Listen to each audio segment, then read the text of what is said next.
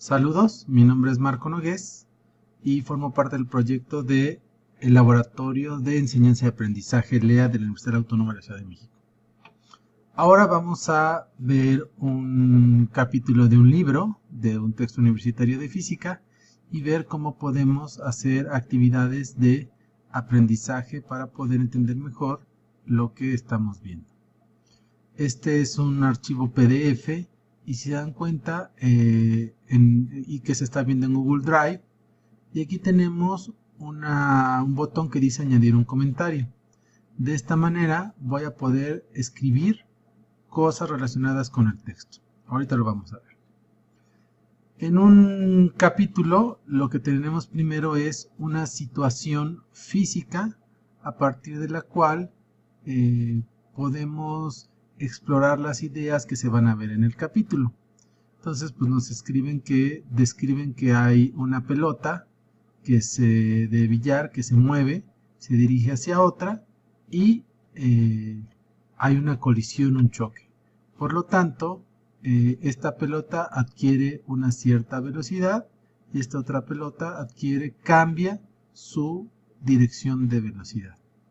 Y lo que nos explican aquí en la introducción es que con las herramientas que se desarrollan en el capítulo vamos a poder abordar este tipo de problemas. Aquí en la parte izquierda justamente tenemos el contenido, las cosas que se van a ver. En algunos otros libros lo que viene aquí son los objetivos de aprendizaje.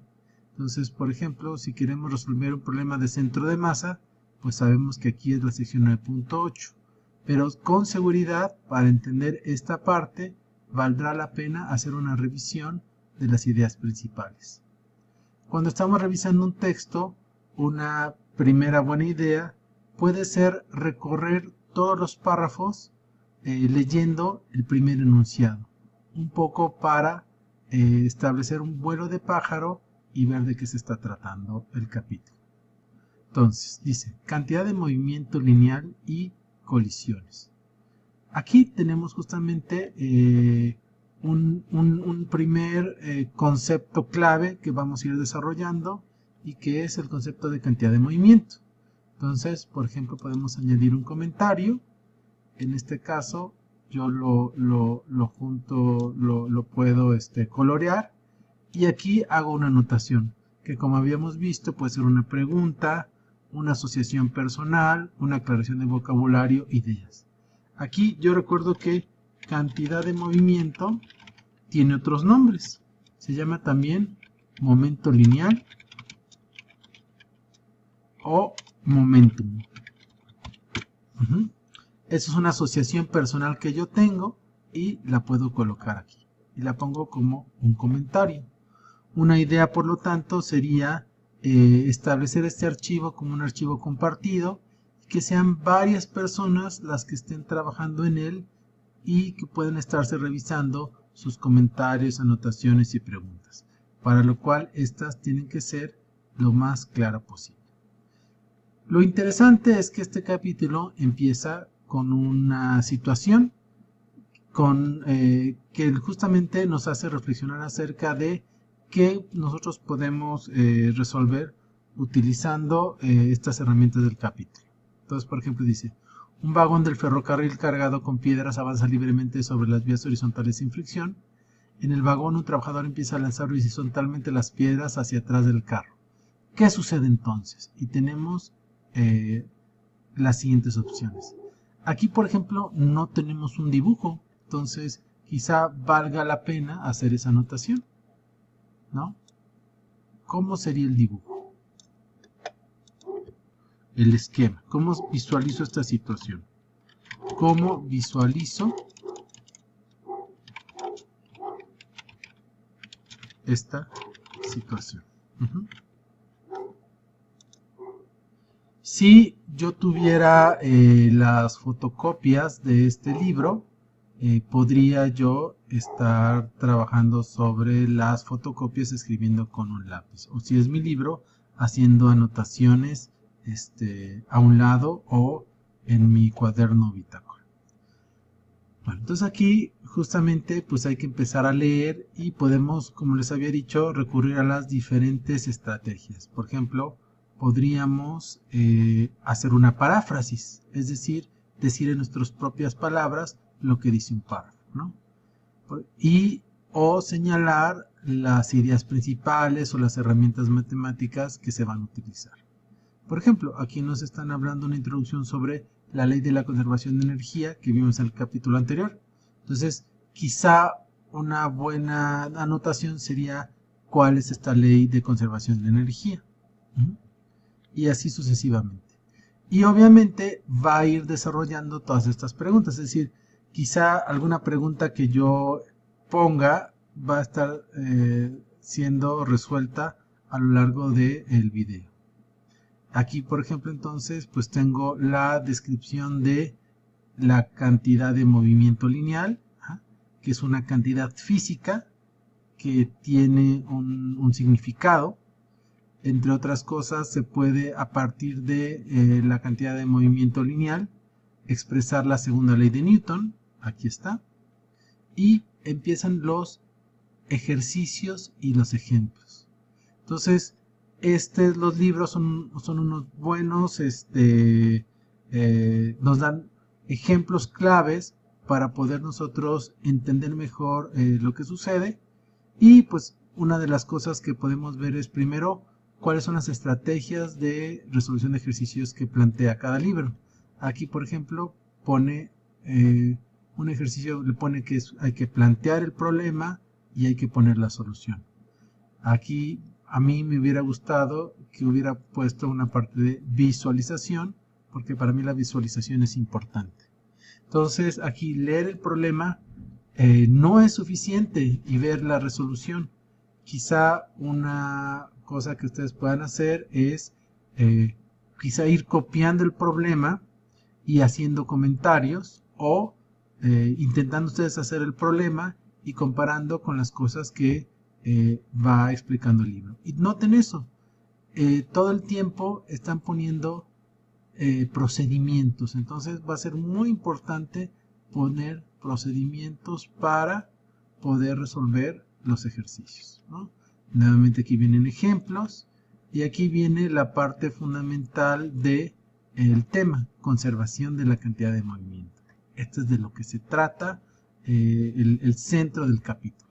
Y ponen ejemplos, ponen las ecuaciones, ponen casos, etcétera. Entonces esto hay que leerlo y quizá aquí podamos hacer una especie de dibujo. Entonces, inclusive aquí vemos que hay espacios, ¿no? Una columna donde hacen los comentarios y donde nosotros podemos poner nuestros comentarios. Vienen ejemplos más complicados y inclusive lo que se llaman ejemplos conceptuales, es decir, son aquellos problemas donde su solución no pasa por resolver una ecuación, sino justamente hay que establecer un cierto razonamiento. Entonces tenemos una buena colección de problemas que nosotros podemos trabajar. Vienen más problemas, colisiones elásticas en una dimensión y espacio para que nosotros podamos hacer anotaciones. Y finalmente, después generalmente viene una sección donde nos explican cómo resolver los problemas. Y este es, por ejemplo, el tema que nos interesa más, el tema del centro de masa. ¿Qué es el centro de masa? Entonces, otra vez podemos poner algún tipo de anotación. Puede ser una pregunta o algo que nosotros queramos anotar con respecto a ese texto. Y finalmente tenemos muchos ejemplos, pero al terminar lo que vamos a tener es un resumen. Este resumen lo podemos revisar, pero la idea es que justamente nosotros hagamos el resumen y ya después lo comparamos con este resumen para ver si hay cosas que nos faltaron, cosas que nos ayuden a comprender mejor con el resumen de los demás. Para terminar, pues tenemos una sección de preguntas que evalúan un poco la comprensión conceptual y luego vienen los problemas. Hay básicamente dos tipos de problemas. Problemas en donde está muy claro qué idea de la física hay que utilizar, por eso están separados en cada una de sus secciones. Y luego vienen una serie de problemas donde no nos dicen, se llaman problemas generales, cuál es la herramienta que hay que utilizar. Inclusive pues, se puede utilizar herramientas de otros capítulos. Entonces, básicamente esta es la estructura de la mayoría de los libros de textos universitarios. Entonces el gran reto es información. El que hizo el libro hizo un trabajo de síntesis, de ponerse a ver cuáles son los mejores problemas, pero el trabajo del lector es justamente rehacer, repensar las ideas y que entonces la información se convierta en conocimiento de nosotros.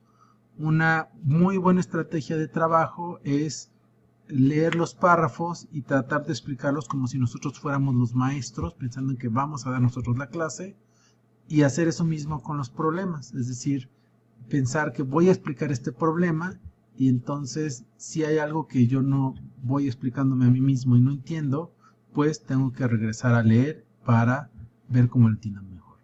Esta es una herramienta más del aprendizaje y es muy importante aquí la interacción con la comunidad de aprendizaje, ya sea el profesor, un asesor, un tutor, mis colegas.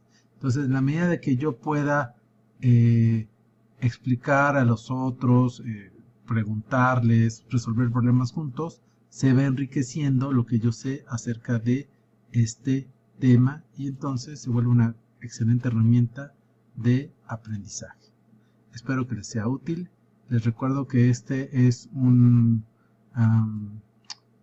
prototipo de video y espero su retroalimentación al respecto. Hasta luego.